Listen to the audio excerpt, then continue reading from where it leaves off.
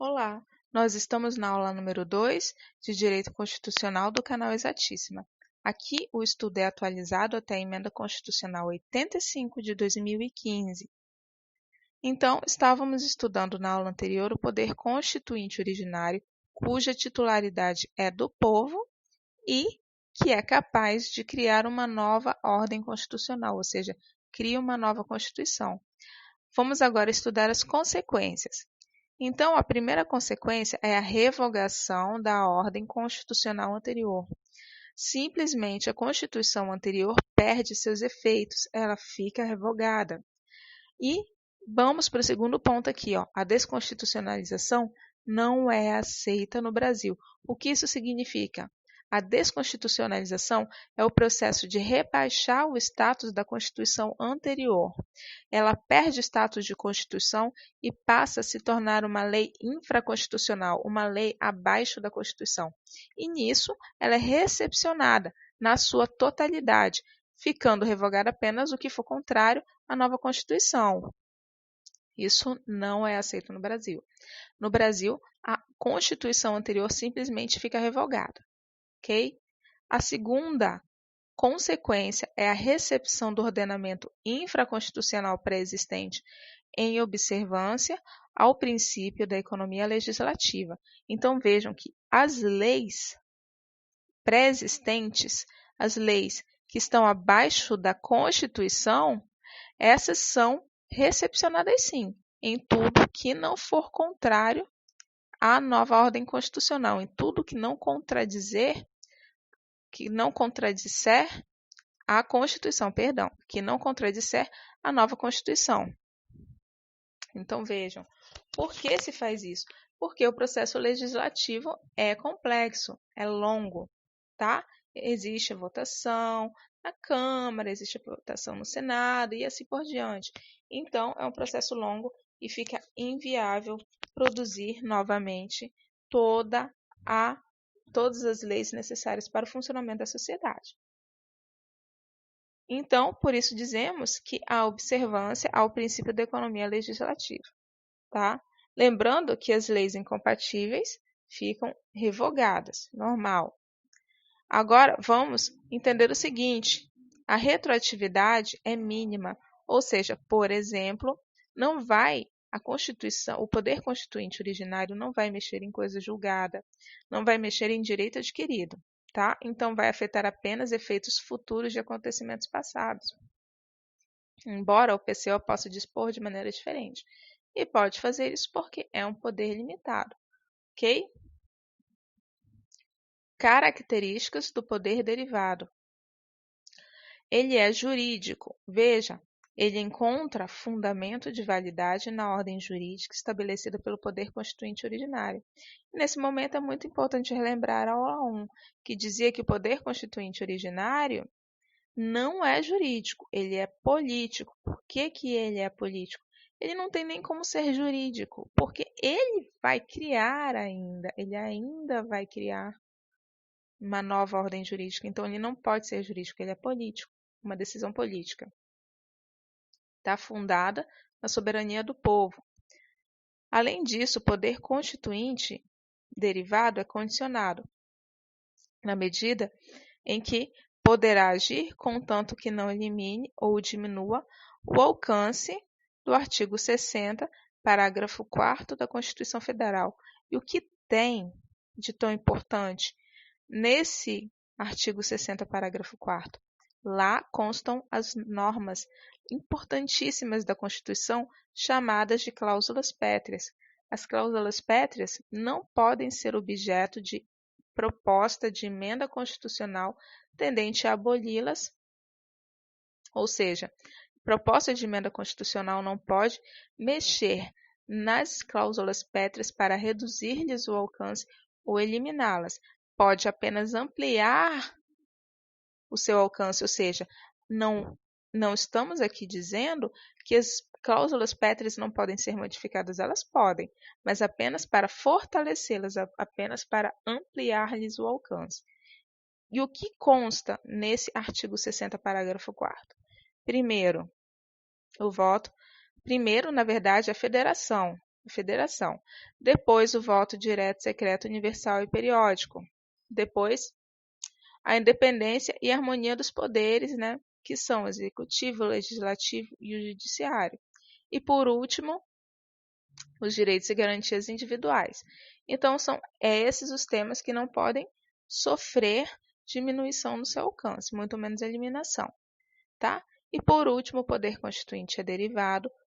Derivado é limitado, pois se limita a criar e modificar normas mediante o estabelecido na Constituição. Agora nós vamos estudar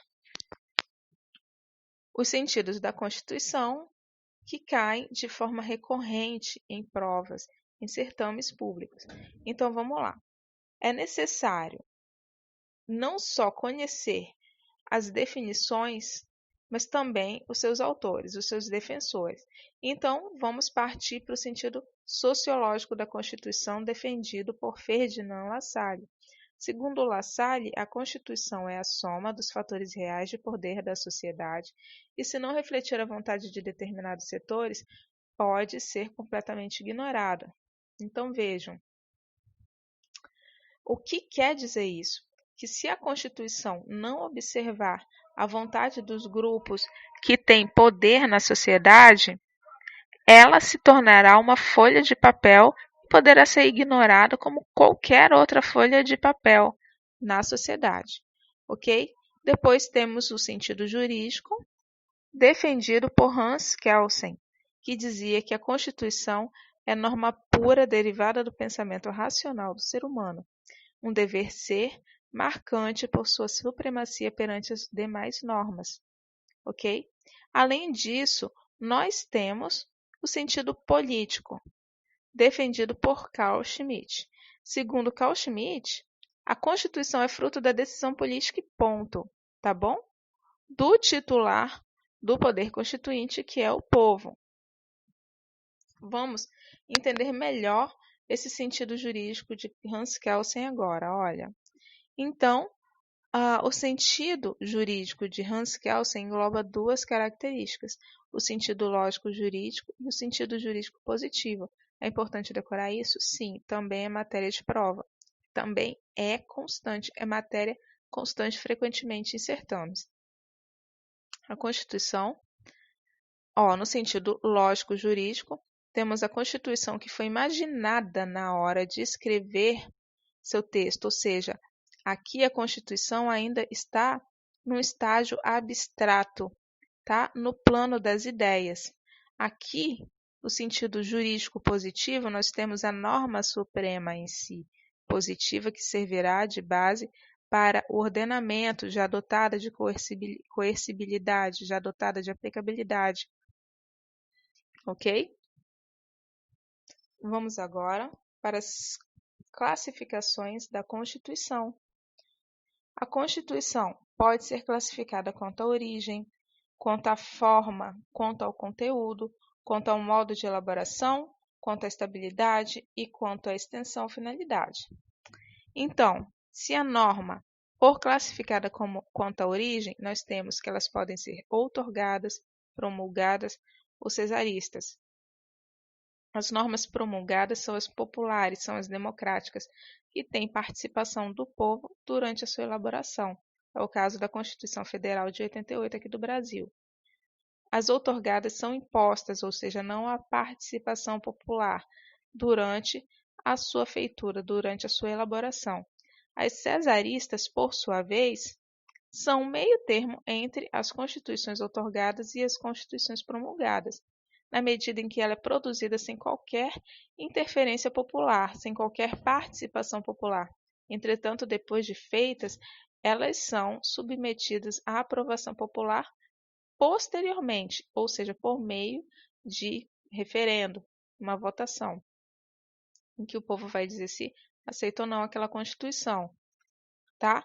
Classificação com relação à forma. Com relação à forma, as constituições podem ser escritas ou consuetudinárias. As escritas constam de um único documento solene, normalmente produzido por Assembleia Constituinte. Ok? É o caso da nossa Constituição de 88. As consuetudinárias são também chamadas de constituições costumeiras. Estão esparsas, elas não constam em apenas um documento, mas sim em vários documentos elaborados ao longo da sua história. Então, esses diversos documentos juntos constituem a Constituição do país. Com relação ao conteúdo, as normas podem ser materiais ou formais. As materiais são realmente importantes. Todas as normas constituintes são verdadeiramente importantes e têm status constitucional. Já nas formais, isso não existe. Não existe a necessidade de todas elas serem importantes, mas todas elas necessariamente passaram pela formalidade da votação, que é exclusiva das normas constitucionais. Então, é o caso da Constituição Brasileira de 1988. Aqui no Brasil, nem todas as normas são materiais, materialmente formais, mas todas elas passaram pelo rito, pela formalidade. Então, temos uma Constituição formal. E por que eu digo isso? Eu digo isso porque lá no artigo 242, parágrafo 2º, nós temos uma norma que não tem status constitucional de forma alguma. Ela diz o seguinte: o Colégio Dom Pedro II, localizado no Rio de Janeiro, permanecerá na órbita federal. Veja, essa matéria não tem importância constitucional, entretanto, ela consta na nossa Constituição. Isso prova que a nossa Constituição não é material, mas sim formal. Quanto ao modo de elaboração, elas podem ser dogmáticas ou históricas. As dogmáticas levam em consideração as ideias vigentes no momento da elaboração da Constituição. Já as históricas levam em consideração os costumes existentes ao longo do tempo naquela comunidade, naquele país. Com relação à estabilidade, as constituições podem ser imutáveis, rígidas, flexíveis ou semiflexíveis. As imutáveis, como o nome já diz, não podem ser modificadas. As rígidas têm um procedimento mais dificultoso que as normas em geral. É o caso da nossa Constituição. Por exemplo, aqui no Brasil, nós precisamos, para fazer uma emenda constitucional, para fazer uma modificação na Constituição, nós precisamos de votação nas duas casas do Congresso Nacional, em 2 turnos, ou seja, 2 vezes, com aprovação de 3/5 dos seus membros. As constituições flexíveis são alteradas por um rito ordinário comum às leis em geral. As semiflexíveis têm elementos rígidos, elementos que vão ser alterados por um processo mais difícil, e tem normas, parte da Constituição, que vai ser flexível, que vai ser alterada com facilidade. Como exemplo de Constituição semiflexível, nós temos a Constituição de 1824. Com relação à extensão ou finalidade, nós temos constituições analíticas ou sintéticas. As sintéticas, o nome já diz, são as curtinhas, são as enxutas. Elas tratam do básico da organização do Estado e dos direitos e garantias fundamentais. Já as analíticas são extensas, são prolixas, são complexas. Elas não tratam somente da organização e dos direitos e garantias fundamentais do ser humano, mas também tem normas de conteúdo programático que estabelecem as linhas gerais, os objetivos a serem alcançados pelo Estado para melhorar a qualidade de vida do seu cidadão. Além disso, nós temos uma outra classificação que é chamada de heterogênea. Nessa classificação, nós temos constituições que não são produzidas pelo povo, não são produzidas dentro do território do país. Veja que interessante. É o caso, por exemplo, da Constituição do Chipre. É o caso, por exemplo, da Constituição do Commonwealth, que são os países associados à Inglaterra. E aí nós temos País de Gales, nós temos Irlanda, nós temos Austrália. Esses países tiveram constituições estabelecidas, por exemplo, por meio de tratados internacionais. Ok? Temos também a classificação ontológica produzida por Carl Lowenstein. Tá? E ele fez essas três classes aqui, ó. A primeira foi a Constituição Normativa, que é efetivamente aplicada e obedecida por todos os elementos do país. Tá? E óbvio que quem não observa recebe as suas punições, as suas sanções. Temos a Constituição nominal ou nominativa, que é plenamente ignorada pelos governantes, e temos a Constituição semântica, que serve apenas para justificar a dominação dos detentores do poder político. Ok? Então, podemos afirmar que a Constituição Federal de 88 é promulgada porque ela teve participação popular durante a sua elaboração. Ela é formal porque todas as normas dela se submeteram ao procedimento complexo de elaboração de normas constitucionais, sendo que dentro desse texto nós temos normas que têm realmente importância e estatura constitucional e outras que não têm, como, por exemplo, o artigo 242, parágrafo 2º. Ela é escrita porque consta de um único documento solene produzido por Assembleia Legislativa. Ela é dogmática porque levou em consideração as ideias, os ideais vigentes na época. Ela é rígida porque precisa de um procedimento difícil para fazer qualquer modificação. É analítica porque tem normas de conteúdo programático. E ela é normativa, segundo a visão de alguns doutrinadores, porque é efetivamente aplicada. Agora vamos estudar a aplicabilidade de normas constitucionais. E o que é isso? É um entendimento de como as normas constitucionais produzem efeitos, se elas nascem produzindo efeitos, se elas só produzem efeitos se tiver uma lei por trás regulamentando, ou se elas produzem efeitos e podem ser restringidas depois. Ok? Então, segundo a perspectiva do professor José Afonso da Silva, nós temos normas de eficácia plena, normas de eficácia imediata que podem ser imediatamente aplicadas e que não precisam de qualquer tipo de complementação. Temos como exemplo o artigo 2º, que diz que são independentes e harmônicos entre si os poderes legislativo, executivo e judiciário. Vejam que essa norma já nasceu fazendo efeitos, não precisa de qualquer outra norma para regulamentá-la.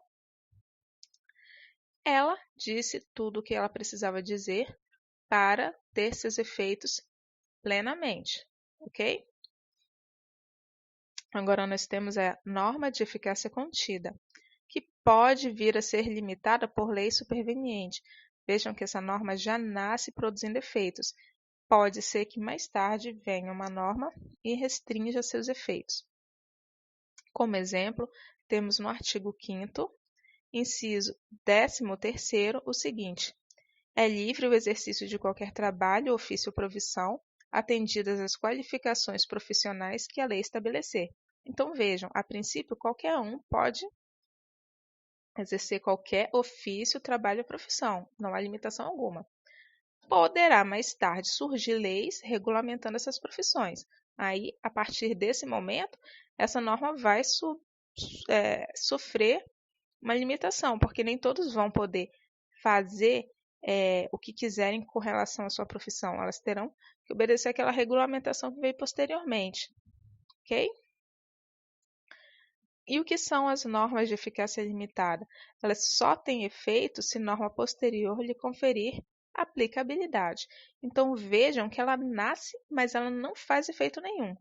Só depois que vem essa norma é que a norma começa a fazer efeito. Temos exemplo? Temos exemplo. Um exemplo clássico de norma de eficácia limitada é constante no artigo 5º, inciso 7º. O direito à greve será exercido nos termos e limites estabelecidos em lei específica. Então vejam que a princípio o direito da greve não poderia ser exercido. Só pode ser exercido depois que foi elaborada a lei regulamentando esse direito. Agora temos a aplicabilidade das normas também, só que segundo agora a perspectiva da professora Maria Helena Diniz. Então, do ponto de vista dessa professora, nós temos as normas de eficácia absoluta, nada mais são do que as cláusulas pétreas. Temos as normas de eficácia plena, que equivalem às normas de eficácia plena também do professor José Afonso da Silva, tá? Produzem efeitos desde a sua entrada em vigor. Já as normas de eficácia relativa a restringível equivalem às normas de eficácia contida, ou seja, podem vir a ser limitadas por normas posteriores. E temos também as normas dependentes de complementação, que são equiparadas às normas limitadas lá do professor José Afonso da Silva e só produzem efeitos e complementadas por norma posterior. Além disso, temos as normas programáticas. São normas que instituem programas de governo, isto é, objetivos sociais. Dessa forma, são direcionadas para o legislador, não podendo o cidadão invocá-las desde já. Então, como exemplo, nós temos lá no artigo 3º, inciso 3º da Constituição da República, o seguinte: constitui objetivos fundamentais da República Federativa do Brasil, erradicar a pobreza e a marginalização e reduzir as desigualdades sociais e regionais.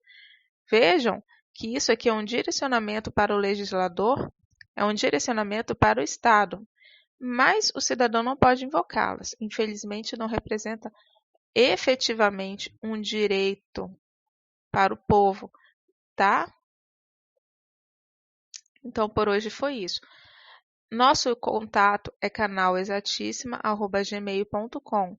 Temos disponíveis por apenas R$ 3,50 os slides dessa aula, apostila em PDF referente a essa aula e exercícios resolvidos, com gabarito e comentário. Quem tiver interesse, basta entrar em contato por meio desse e-mail aqui, ok? E se você chegou aqui, tenha certeza que você faz parte de um grupo seleto que está correndo atrás do seu objetivo e com certeza vai alcançá-lo, que é o objetivo de ter um bom emprego, de ter um bom salário, de ter uma boa renda familiar e de ter estabilidade. Parabéns e até a próxima aula.